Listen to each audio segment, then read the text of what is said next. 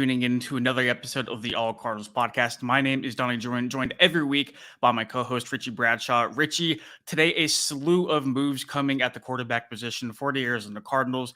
Two big pieces of info, coming out. We're going to break all of that down here, but of course, got to get the podcast stuff out of the way. Go ahead, follow our work at Twitter, at RichieBrads36, at Donnie Druin, allcardinals.com or si.com/NFL/Cardinals. Before we dive into anything, Richie, how are you?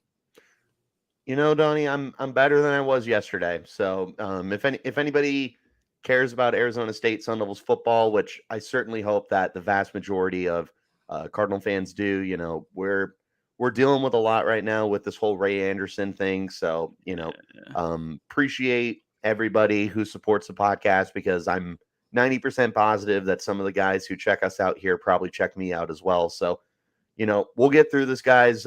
Fire Ray Anderson. Yep, fire Ray Anderson, indeed. A dark time for Sun Devil Athletics, but season does start on Thursday, and hopefully some good things can come out of that. The Cardinals season will start in roughly under 2 weeks, Sunday, September 10th against the Washington Commanders. We found out two things today, Richie. Number one, they will not have Kyler Murray, who was not officially, but they put him on the PUP list ahead of a training camp. They reportedly are not going to take him off of the PUP list. PUPs meaning physically unable to perform, which means that he will miss the first 4 games. We'll get into our dude, Colt McCoy, here in just a little bit. Thanks for checking us out, Arturo. Not a shock at all. Kyler Murray won't be here for the start of the season. I know he hopped on the YouTube series Flight Plan. He was really confident and trying to make that push/return for week 1. Did you expect Kyler to come back? And I really feel like that was kind of unrealistic and hoping he would be back by week 1. No, I'm not surprised at all. I think the PUP list is definitely the right way to go because it gives you that opportunity instead of I think the injured reserve it used to be 8 games. It's still 8 games or to go down to 6? It might have gone down to 6 or 8. So point is though, the PUP list is down from 6 games to 4 games now. And this gives you essentially a month to kind of assess because at that point in September, he tore it in December, right? Yeah, December, week 12 against the Patriots on Monday Night Football. Yeah, so that gives you about that 10-month span, that time frame that we have started to see from that ACL injury recovery time. Just about. So it'll be the right move to be able to give yourself that opportunity to activate him. Something that I think we should definitely talk about today, Donnie, is this is the thing that Kyler Murray needs to do. This is not a sit the season kind of year for him or for the Cardinals. No. I know a lot of people have kind of floated that out there of like, should Kyler Murray sit out? Absolutely not. He should sit out. And the Cardinals in turn should also not sit Kyler Murray for the entire year. So the PUP list is definitely the right way to go in that direction as far as like promoting that kind of philosophy is we can get him out here hopefully in 4 weeks, but we can reassess. And if we have to, he can go on injured reserve or, again, it's just a matter of taking it week by week. Once the PUP list is done, maybe activate him and you sit him for 1 more week or something. But, it just depends on that timetable. They obviously are very comfortable with the timetable if he's only on the PUP list and think that he can possibly come back sooner. But it's not even so much like the sooner the better. You should definitely still take your time, but you also want to be able to trot Kyler Murray out there. I think ideally you would probably want 9 to 10 games out of him this year. The PUP list gives you the opportunity, if he does only sit out that many games, for 13. And that is a great situation for both parties.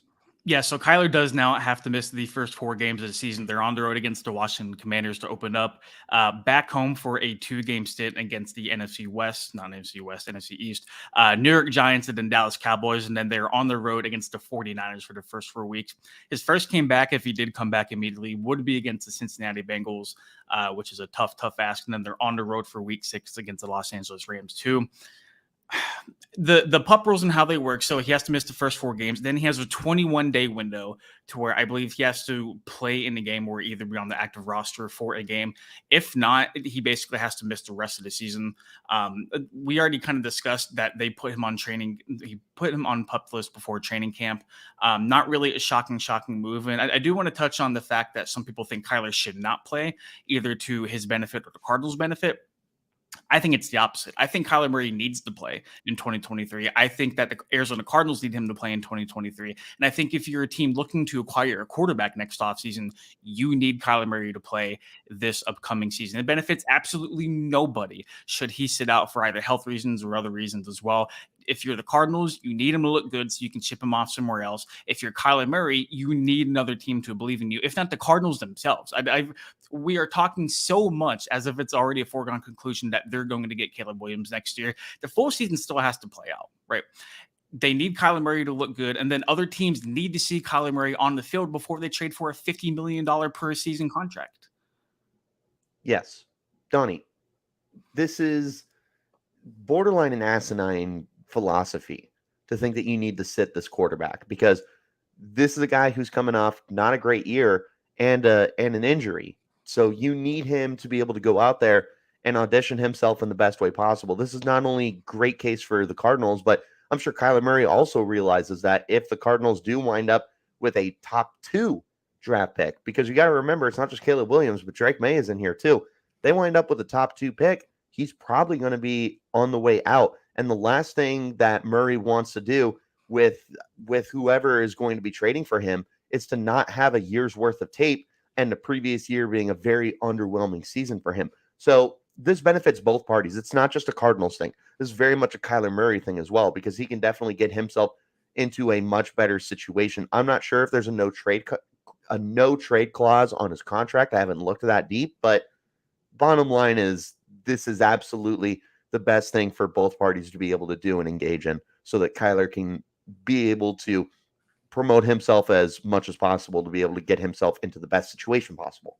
I mean, there's a study clause in the contract. I don't know about a no trade clause. This is true. Regardless, Kyler is not going to play the first 4 weeks of the season, which leaves the door open for another quarterback to make their case. A lot of people thought it was going to be Colt McCoy, a veteran guy who has backed up Kyler Murray before, has experience, basically everything you want out of a backup veteran quarterback. No more. A couple of days after the team traded for Josh Dobbs, Colt McCoy is no longer on the Arizona Cardinals roster as of today.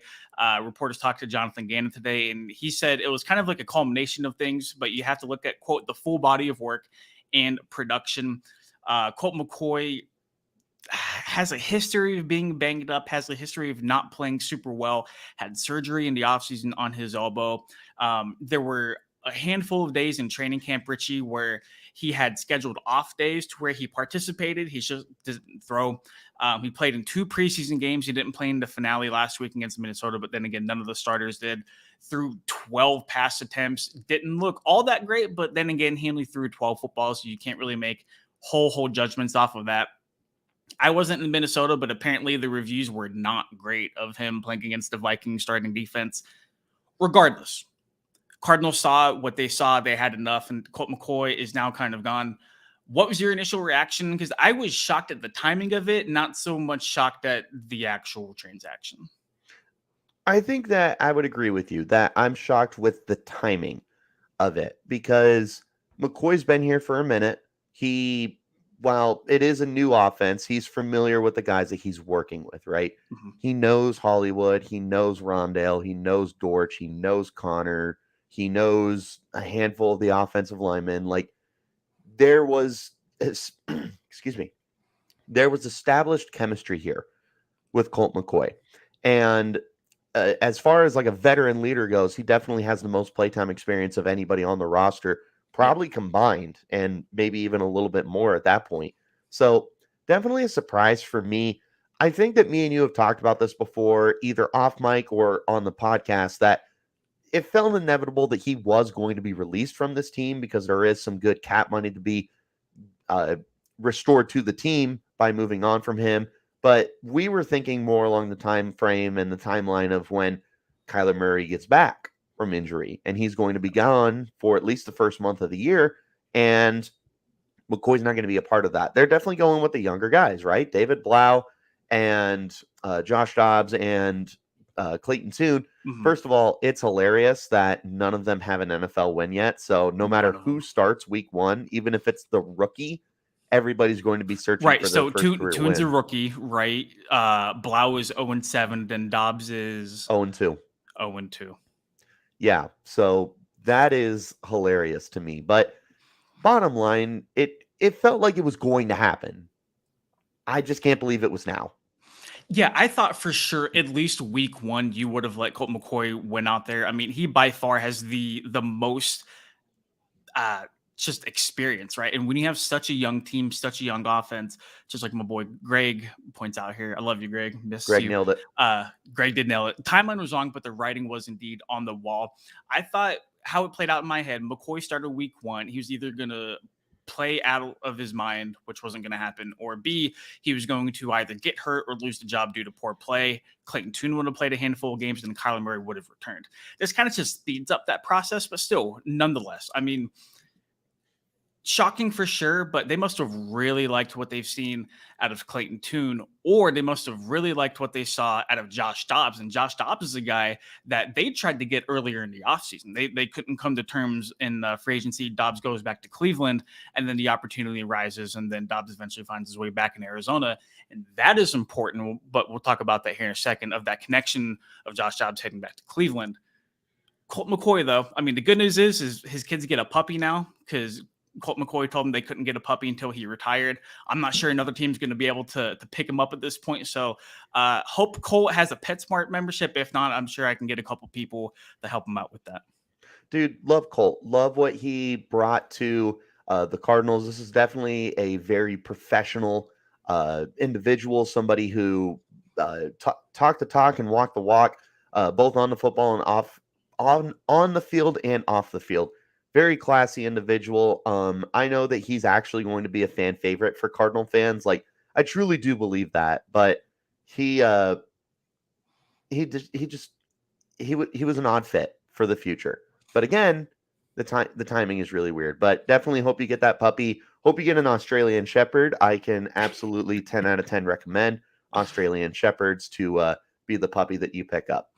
You know, I'm a golden retriever guy myself. My wife is a pug gal, but really any dog. I'm definitely a dog person. So whatever You puppy just they got choose the to get. golden retriever vibes, Donnie. Just very I loyal, very appreciate that. handsome. Definitely Mr. Peanut Butter from BoJack Horseman kind of vibes. Definitely take that. Can we talk about Spliff Kingsbury for a second? This is the best nickname I've ever First of seen on all, yeah, YouTube. I actually Spliff looked that Kingsbury. up as we were recording. I was like, what on earth? I don't know if Kyler's going to have MHJ and Michael Wilson to dot it the next 3 years. It might be Caleb, but we will see nonetheless. Really quick before we move on, do you think if they stick with Kyler and they have like 2 top 3 picks, they take that kid from Penn State, the giant offensive tackle, and then Marvin Harrison Jr.? Olu Fashanu? Sure. Sure. So here's my thing is, like, we talk about Caleb Williams being like that generational talent, but Drake May's not far behind. Yeah. Like, he truly is. He's quarterback 1 in the 2020 what do we just have? 2023 class and the 2022 class. Like, Drake May is just as equally talented as Caleb Williams, just a little bit less hype. I truly believe that. Now, could that change? Yes, but Drake May supremely talented. And if you end up with a top 2 pick, I understand if you wouldn't go with May because he's not Caleb Williams, but I would also very much implore you to consider that option, especially for a new regime that does not have that loyalty to Kyler Murray. You need to consider all your options. And when you have 2 pristine, like, you got Ferraris that are sitting in front of you and you're driving a 2013 Honda Accord, like, you got to consider the upgrade here. Like, Drake May is somebody you got to think about. But at the same time, to the credit, why not just continue to make this team so much better by adding a bookend tackle? So you would get Olu Fashanu across from Paris Campbell, or not Paris Campbell, Paris Johnson, which gives you the best offensive tackle combo you've probably ever had in the history I of the heard those are Arizona good. Cardinals. I heard good offensive tackles are good to have. This is very true. And then you would get Marvin Harrison Jr., who's looking like one of the best wide receiver prospects of the last 10 years. I I think people are hesitant to call him generational, but that's probably going to change when this guy wins the Heisman. Fun fact, that's my Heisman pick this year is Marvin Harrison Jr. So All right. I like that. he's very, very, very, very, very good at football with great lineage and just an unbelievable here. Off topic, Donnie. His dad was right about 6 foot or 6'1". Marvin Harrison Jr. is listed as 6'4". You know what's nuts is everybody I talk to doesn't really have a good like understanding of what MHJ is or kind of like the lineage. I'm like, imagine your dad being a Pro Football Hall of Famer and you're in college and everybody's saying, yeah, you're going to be better than him. Yeah, Like, he's looking like a better prospect. But like there's so much untapped potential here.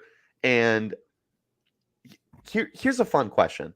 If his name wasn't Marvin Harrison Jr., we'll make this quick so we don't get too far off topic. If his name wasn't Marvin Harrison Jr., are we still talking about him as a generational guy? yes. You think so? Yeah. Yeah. This has I think we'd have to get to that point. This has the whole TJ Watt thing written all over it again. Yeah. All right. But Anyways, there's time and a place for that conversation. Yes. Yeah. Moving on. Really quick. Spliff. I'm a Cancer. Richie, you are a Gemini. All right. Everything makes so much sense. Moving on between Clayton Tune and Josh Dobbs for the starting quarterback position. Jonathan Gannon obviously talked to media today, said he would not name a starter for a competitive advantage. I'm not sure what advantage you were going to have by not naming either Josh Dobbs or Clayton Tune the starter. I saw somebody quote tweet that and say competitive for Caleb, and I think that's got to be the mantra moving forward for 2023. Competitive for Caleb. I don't know who Caleb is. Competitive for Caleb moving forward. When it comes to who is actually going to start, though, Clayton Tune has excited a lot of people here in the desert, and rightfully so. Very mobile, has a really good feel for the pocket, can step up, can wiggle around, can move. Stares down receivers a little bit too much for my liking, but maybe that's something that can be improved. Greg brings up a really good point here. It says, I'd like to see Dobbs end up as a starter so I can see what we have there. It's tough to have such an inexperienced quarterbacks to go against Washington's defense in week 1, though. That's an experienced defense. I think that is. I think that's why Josh Dobbs gets to start week 1. More than anything, this brand new offense in Arizona, you're going to need somebody who knows it so well, who knows the ins and outs of it. Who better to bring in than the guy who spent so much time with Drew Petzing back in Cleveland than Josh Dobbs, who was coached by Drew, who does know the offense in and out. I think that on top of his veteran experience, because Josh Dobbs has been in the league for since 2017, so I think like 7 years, right? If I'm doing the math right in my head. Yes. It's hard to say whether or not Dobbs is actually going to get the start because he didn't play any preseason games with Arizona. He just arrived here. He's going to have 2 full weeks of preparedness before they have to go on the road to Washington and play. Is that going to be enough time with his new surroundings? I'm not quite sure. But if anything's going to give anybody the advantage here, it's knowing the playbook, knowing the who, what, when, where, and why of what Drew Petzing wants to run. And Josh Dobbs clearly has that advantage here. Yes. No, 100%. And we talk about, I love that Greg noted the Washington defense because there is so much veteran talent here. The defensive line alone has Jonathan Allen, Daron Payne, Montez Sweat, and returning Chase Young. Those are all guys that have at least 3 years under their belt in the pros. You got a secondary that's got Cameron Curl, linebacker has Jamin Davis. Like, there's a lot of veteran guys on this roster, and this is not someone that you want to throw a rookie quarterback out to. You're throwing him to the wolves at that point. And while, yes, that could definitely help your chances of getting that number 1 pick, the Cardinals are still not in the business, right, wrong, or indifferent, of wanting to lose football games. Like, sure, ownership might want to. The players don't want to. And these players and this coaching staff is going to want to have an opportunity to win, and Josh Dobbs gives you that opportunity to win. We can cry and moan all we want about wanting to lose football games. The Cardinals don't want to lose football games. No, pride is a very, very big thing in the NFL. The players don't care who's coming through the draft next year. The coaches don't care who's coming through the draft next year. People have to realize and understand that just because the player might not be on the roster next year for the Cardinals doesn't mean they're not currently auditioning for another team right now. And it's the same thing with the coaching staff, too. There's a lot of pride. People are playing to put food on the plates of their families. They're not going to say, hey, you know what? I really want Arizona to go get Caleb Williams next year. I'm not going to make this block display. It just does not work like that. No, granted, Look no further. Go ahead. Look no further than the Texans. Week 18, they have the number 1 pick right there, and they beat the Colts, I think, in overtime, and give up the number 1 overall pick that they would have absolutely used for Bryce Young. Goes to Chicago, which the most Lovie Smith thing ever. But that's exactly I think what we're Lovie talking was about. fired at midfield for that. Probably, dude. Yeah. Like, I don't think he flew back with the team. He shouldn't have, like, if we're being honest, but that's exactly what we're talking about. We do not care about losing football games. Here's another thing too. A lot of people said that the Josh Dobbs trade was indicative of what they thought about Colt McCoy. I thought it was also indicative of what they thought about Clayton Tune as well, because Tune, 5th-round pick, still kind of raw just in terms of delivering balls outside of the numbers, progressing through reads, excuse me. There's still a lot of work that needs to be there just on top of the raw athleticism that he does have. It's not like he went and balled out in the preseason. He made a handful of really good throws, and he also made a handful of what are you doing kind of throws. So it's not like Clayton Tune just impressed people so much to the point where they felt comfortable about releasing Colt McCoy. And I do think the move was just overall a better way to go get Josh Dobbs and improve the quarterback room. I don't think it was a vote of confidence for Clayton Tune. I don't think it was not a vote of confidence for him, but they obviously weren't satisfied enough with their starting quarterback rotation outside of Colt McCoy because they went and gave up a 5th-round pick for a backup quarterback. Yeah, it's part of team building, Donnie. And another thing to understand that we've already mentioned here with talking about Kyler Murray has no loyalty, or the new regime doesn't. They also don't have loyalty to Colt McCoy. Like, they drafted Clayton Tune, but David Blough was here last year, and Colt McCoy was here last year. And if those aren't their guys, then they want to go out and get their guys. So Josh Dobbs, just another example of that, of wanting their guys in the locker room. This is a team that is going to be going through a makeover, ladies and gentlemen. And part of having a makeover like that is understanding that there's going to be a lot of changes, and there's going to be a lot of improvements and upgrades and changes of the guard and all that kind of stuff. It comes with the territory of having a new regime. Colt McCoy, just another example of that. Right, wrong, or indifferent. So it sounds like we're both on board for Josh Dobbs potentially being the starter. Like we said, Gannon's not going to say it before they go out there to Washington. I'm sure Schefter or Rappaport is going to have something on that probably the Saturday or Friday night before.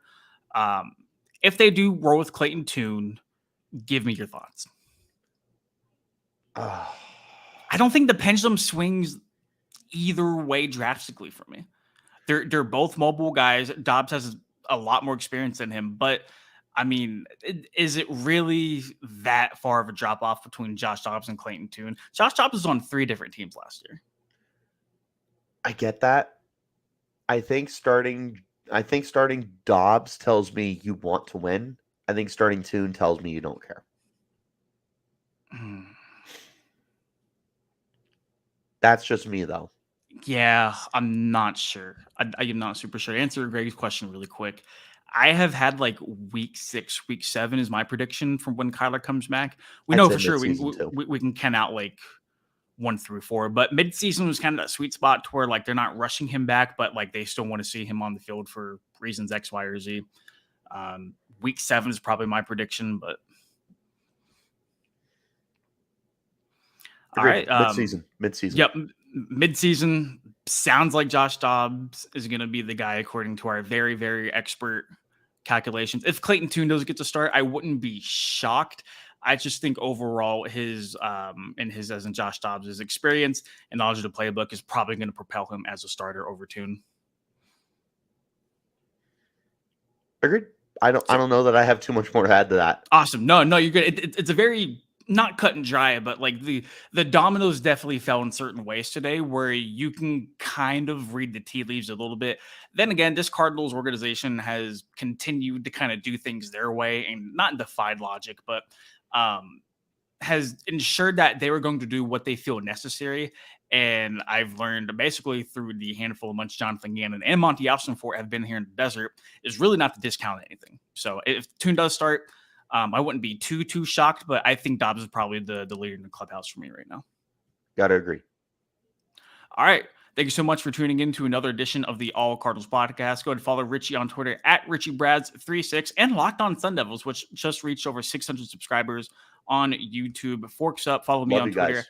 at Donnie Druin. Follow our work at allcardinals.com or si.com/NFL/Cardinals. There's going to be a quarterback playing for the Cardinals week 1. We don't know who it'll be. Jonathan Gannon won't tell us, but whenever we do, we'll be more than happy to get you guys then.